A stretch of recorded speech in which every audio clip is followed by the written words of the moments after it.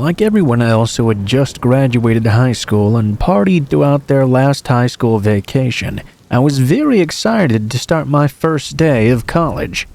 I wanted to experience the entire event in sort of a typical traditional way. It was a 2-day drive to get to school, and I thought I would pack up all my belongings in my beater of a car and take the trip to school all alone. Enjoy some of the countryside while I was out driving. At the beginning, everything was fine. I started out in the morning and got a lot of driving done while sitting there with the top down in my car, listening to my music. Bad luck soon found its way into my plans though, about an hour or so before nightfall. Whilst in the middle of driving, out of nowhere my car just suddenly shut off altogether. The dash lights came on and the steering wheel seized up completely. I was barely able to guide the car off to the side of the road, but fortunately I did make it. Unfortunately, I was now pretty screwed at this point. I'd been taking winding back roads, not highways, because I wanted to enjoy the countryside. I had driven past quite a lot of farms, but when my car died on me, I was smack dab in the middle of a long stretch of nothing but cornfields. I tried my cell phone, of course, but I was completely unable to get any signal. I didn't have any tools on me either, and I don't think it would have done me much good even if I had. I didn't know the first thing about working on cars. I considered taking a walk trying to get to a farmhouse, but I wasn't really keen on that idea. I didn't like leaving my car alone with all my worldly belongings in it, especially as I had already put the top down and I was not going to be able to put it back up. I couldn't even get the car's lights to turn on at this point. My only real option was to sit, wait in the car, and hope I could flag down someone to help me. Needless to say though, there was very little traffic on this road. With the sun now setting, it seemed like the already scarce amount of cars was about to become even scarcer. It wasn't until well into the night that an old pickup truck came tumbling down the road, with 2 guys sitting in it. I didn't even have to flag them down. They took notice of me right away and pulled the truck over right in front of my car. The driver got out, but the passenger remained seated. I guess I thought the driver looked pretty creepy. He looked a lot like someone you'd expect to see out in the country in a horror movie. Lots of missing teeth, very dirty clothes. However, I was not about to judge the only person who'd been willing to stop and help me. The man asked me what was wrong, and I told him I really didn't know enough about cars to have any idea what was wrong. I explained to him what had happened, and that I didn't have any tools on me. I told him I was a freshman in college, and really needed to get my car fixed so I could get to school. The man walked over to his pickup truck and pulled out what looked to be a tire iron. I was confused at first and called out to him, telling him there was nothing wrong with my tires. I quickly discovered that he did not care.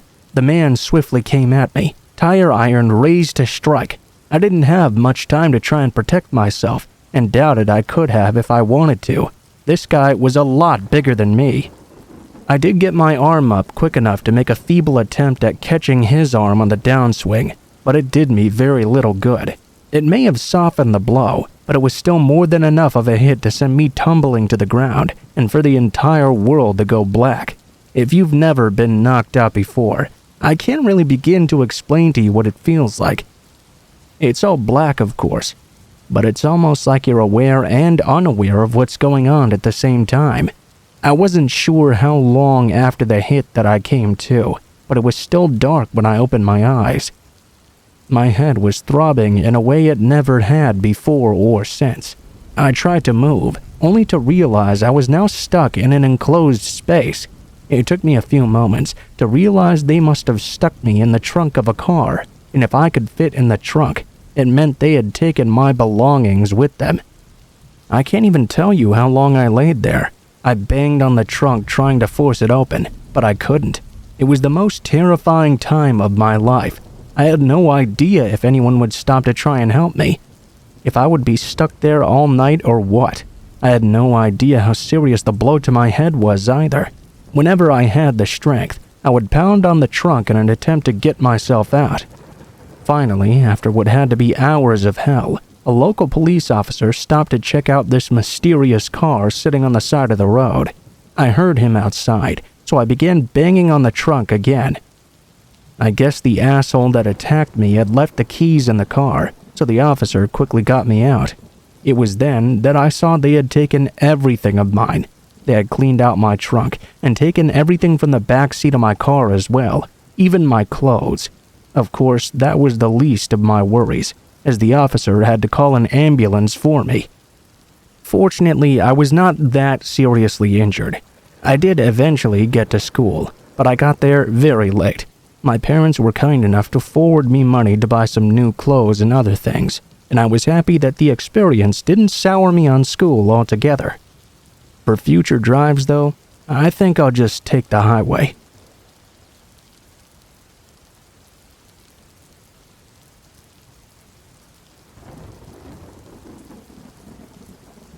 Even though I was really looking forward to college from my freshman year, and I was excited about living in the dorms, the one thing I was not too excited about were the rules my school had regarding freshman housing.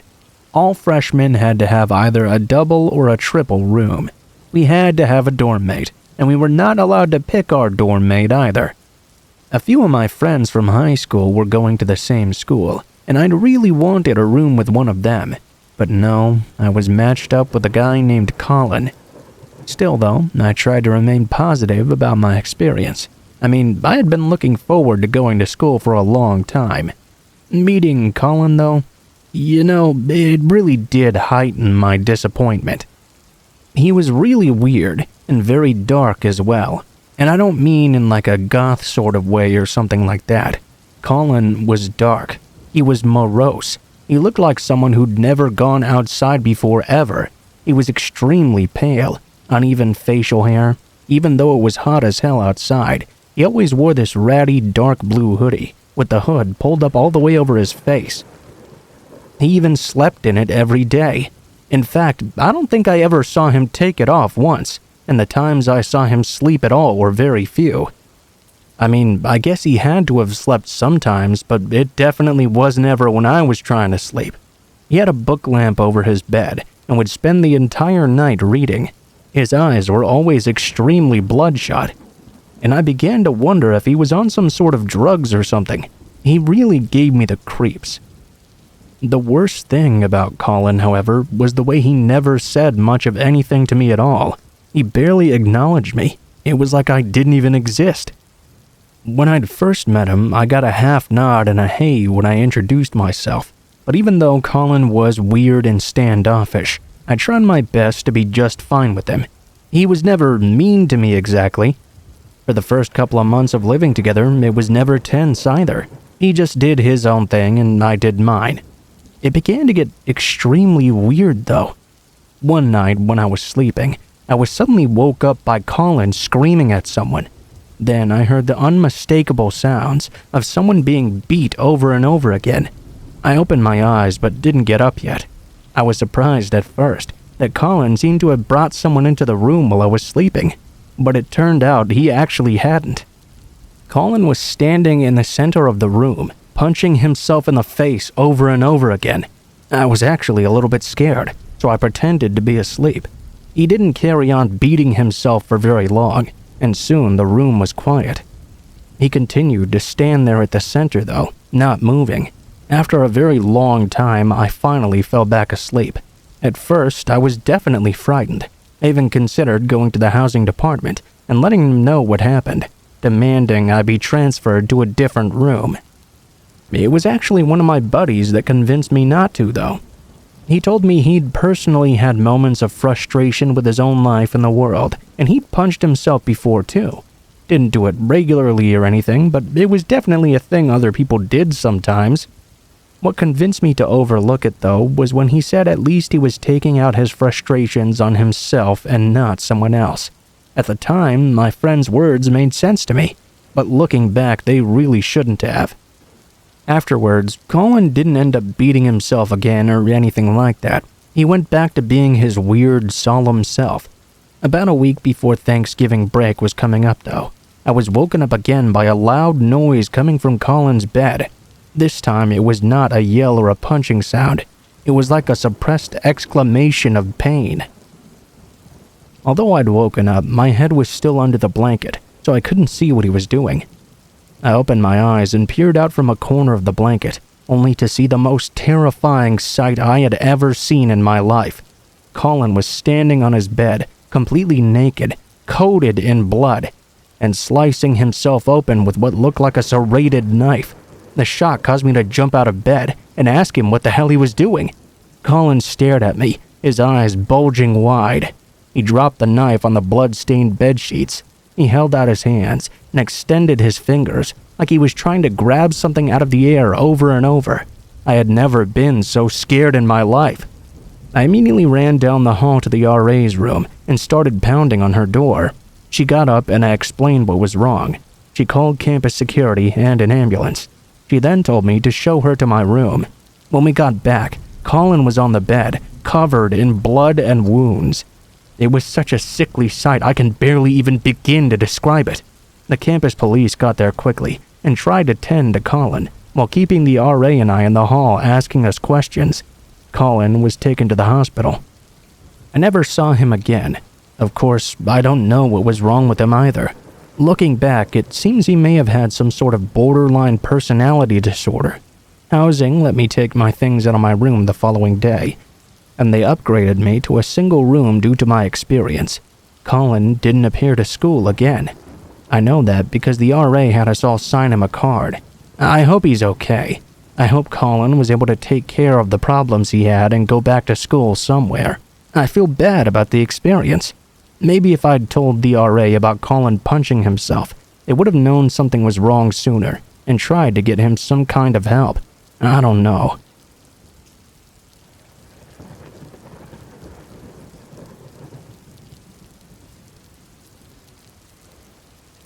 My scary college experience isn't something that happened to me. It wasn't an experience that happened to anyone I know, but it happened on my college campus while I was going to school there. Like other stories I've told that happened to me, this story is not for any sympathy, so please don't feel sorry for me. I tell it because I love my school, and I think it's important we never forget these things when they happen. It was a very cold day in February. It was on a Thursday, I believe. On Tuesdays and Thursdays during the semester, I only had classes at night, child psychology at 7 p.m., and as I remember, I had a paper due for that class soon. Although I had my own dorm room, I also had a television in that dorm room. I knew that as long as I had the game show network, I was not going to get any of my work done. I grabbed my laptop and went to find a quiet nook in the honors lounge of my dormitory. Mainly, I was working on my citations. I was using the online database of psychology journal articles to work on my paper, so I would look at the article information, switch over to Microsoft Word, type in the information, and then go back.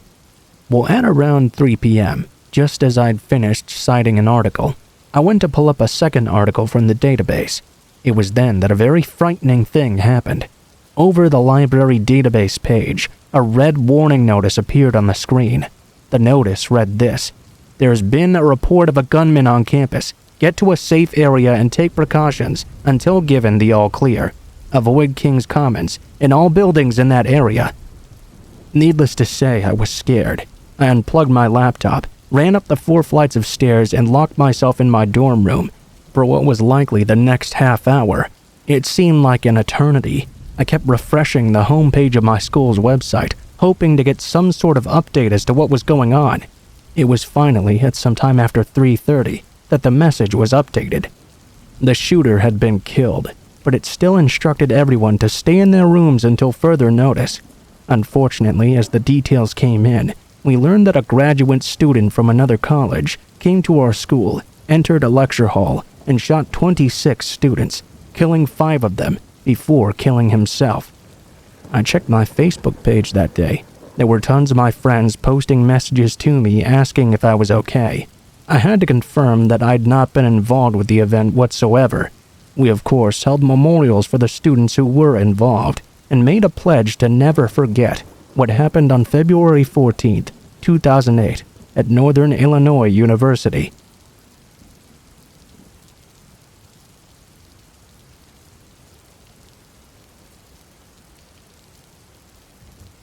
I'm definitely a workaholic. I'm one of those sorts of guys who very often stays at the office hours past when I'm scheduled.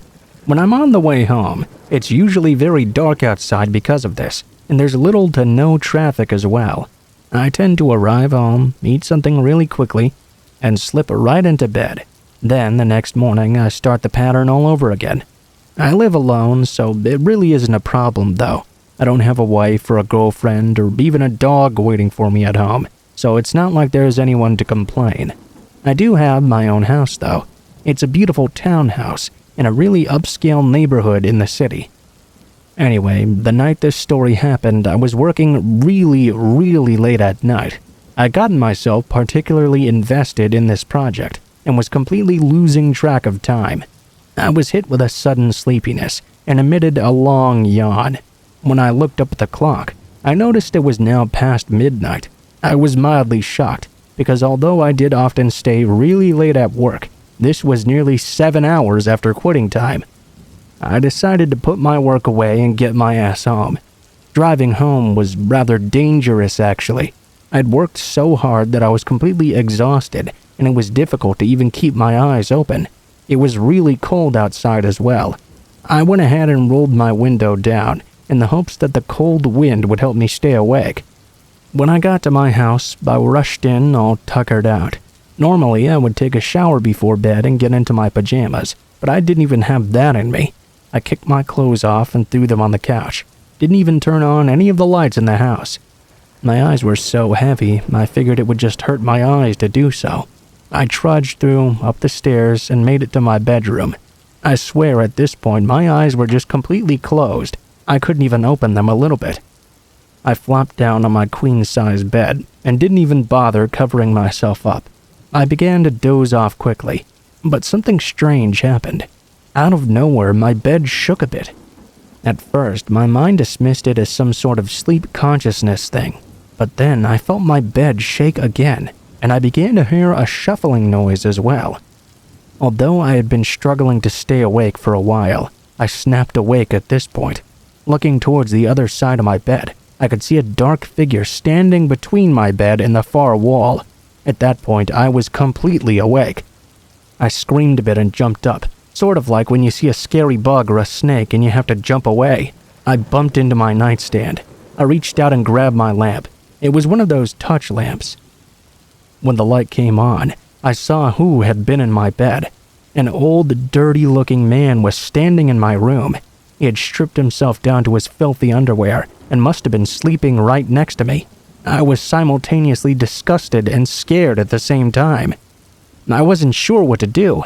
I grabbed my lamp and turned it off. The man tried running around the bed to get out of the room, I guess. I should have let him go probably, but I just couldn't do so. I threw the damn lamp at him, hitting him and knocking him over. I then ran out of my room, down the stairs, grabbed my phone and called 911. The police came and grabbed the man. He had broken into my house through the back door, it seemed. It was so cold out that night, he just couldn't take it outside. He'd broken in just a couple of hours before I came home. I guess he figured that since it was so late at night and nobody was there, he wouldn't be expecting anyone to come home that night. He broke my back door open, ate my food, stripped down and went to sleep in my bed. I would have noticed this earlier had I not been so sleepy from working that night.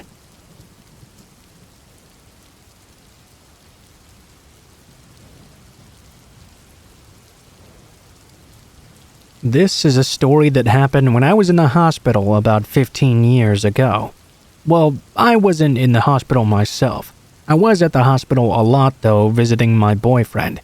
Yes, I am gay and this is very important to the story. I'm sure it had a lot to do with what happened. My boyfriend at the time had been in a head-on collision. I'll never forget when I heard about it. My body went numb, and I even blacked out for a moment. Seeing him in the ICU in a coma was just so bizarre. It was almost like he wasn't even my boyfriend. Like whatever made him Jamie was just gone. I'm not even sure if I'm explaining it correctly. It was just so odd to see him like this. I was allowed to spend time with him in the ICU because I was his medical proxy. His family was severely homophobic, and we worried that something like this might happen. He knew his family would never let me in to see him, so he'd filled out the paperwork and our attorney filed it. It was established that I had full control over the situation. I, in fact, could even keep his family from seeing him if I wanted to. I'm not that kind of person, though, so his family was free to visit as often as they wanted, as long as I was made aware of the situation. My control over the matter did not sit well with his mom, of course. Jamie and his mom had never gotten along anyway. She would raise hell with the doctors about how Jamie was her son, and I was just the slur boyfriend. Yes, she used the term. I was not a true member of the family. They had better get her consent, not mine. Update her first on everything. At first, this was barely an inconvenience. I was willing to put up with it. I thought Jamie would have liked his mom to be there. Eventually, though, the doctors told me that her fighting with them so much, in front of Jamie no less, was a huge distraction to them, and the stress was affecting Jamie negatively. I tried to talk to her, but there's no talking to that woman. I tried to be nice and let her know I wanted her to be able to see her son. He had signed me in as his medical proxy. I was legally in control of the situation, and that was not going to change no matter how much she complained. She needed to quit arguing with the doctors and let them do their job. Oh yeah? Well, why don't you just get AIDS and die, you stupid... Jamie's mom sneered at me and called me a slur. That was it. I had been patient. I had been nice way beyond the expectations of anyone who would have been in my situation. I had her removed immediately. It was terrible. She yelled and screamed and called me and the doctors all sorts of slurs. Carried on about how I was going to hell, converting her son and making him into a... She was removed by security, actually the police. 2 nights later, I was leaving the hospital, heading for the hotel I was staying at. All of a sudden, I noticed some guy who had been sitting on the couch in the waiting area almost all day get up to follow me. He was big and dressed all in camouflage. He walked out behind me and into the parking garage. I was worried it might be a friend of Jamie's mom. I was confident, though, he would at least not try to do anything to me in the hospital. There were cameras and police officers all around, after all. I made it to my car and got in. Didn't take long at all before a pickup truck pulled up behind me as I was leaving the garage. Not only was it sitting awfully high, but the truck had its high beams on too. Annoying as hell. I left the parking garage and turned left. The truck followed me. At first, I thought it was nothing to worry about. You had to turn left or right anyway, so it was a 50-50 chance. When I made it to a red light, I flipped on my turn signal. Immediately, the truck turned on the same signal. I tried to put it out of my head until the exact same thing happened in the next light. And again, and again. I debated back and forth in my head whether this was just being made up or if this guy was really following me. I turned on my right signal when I was supposed to make a left turn. The truck turned on their signal as well. I turned left instead, though. The truck switched their signals and followed me. No doubt they were tailing me. I made a turn I didn't have to make, and they still turned with me. In fact, I went in a complete circle and they followed me the whole way. I was terrified.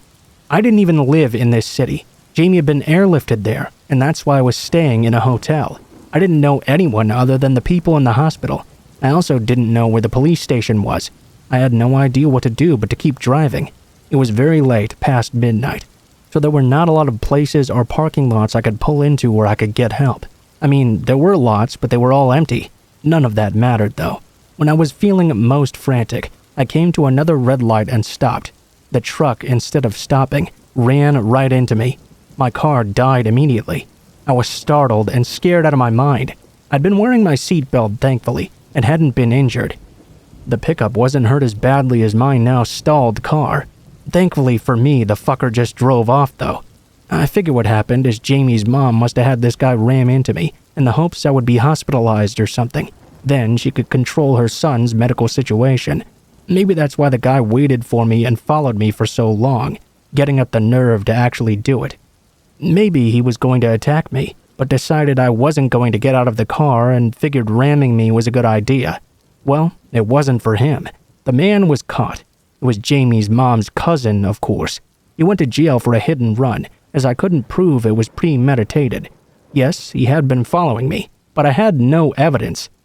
His mother swore up and down that she had nothing to do with it, but nobody believed her. Jamie cut her out of his life completely when he recovered. It's been 15 years and we haven't heard from her at all. It was Jamie's decision, not mine, and we're still happily together today.